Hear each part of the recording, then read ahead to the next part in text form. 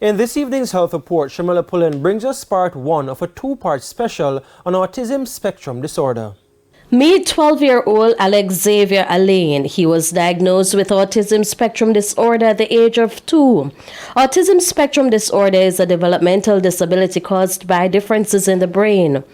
People with ASD often have problems with social communication and interaction, and restricted or repetitive behaviors or interests. People with ASD may also have different ways of learning, moving, or paying attention. Alex's mother, Terry Alain, recalled seeing the signs which sparked her curiosity. One of the initial things was that he wasn't hitting some of the milestones that any typical children would have met, and one of them was his speech. So up to about 1 year old, he would be able to say one, and he has those little one word that he would have.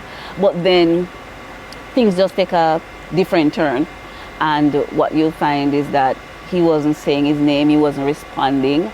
So when you call his name, he would just look over the place and just pretend as if you're really not talking to him.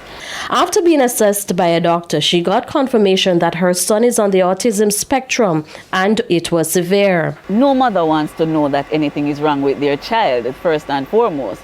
And for me, it was a big hit. So my first day, I spent it just locked down. I wasn't talking to anybody. A few of my friends would have called and say, hey, my husband tell you to call, so we're checking up on you to see. And when I heard that my husband was calling, I know that, hey, this must be hitting him as well. So we kind of regrouped quickly. Life for the family has not been the same. Both parents work a full-time job while still caring for their son. They say the journey has not been easy, especially financially. You have speech therapy, ABA therapy, all these different therapies that are recommended for him, and tell you they are not cheap. And coming into COVID, I started working with him at home on speech therapy techniques and stuff. I would just research, and now we are getting him to say, you know, one and two sentences, getting there with even less prompting, which is a big improvement for us. Join us next week for part 2.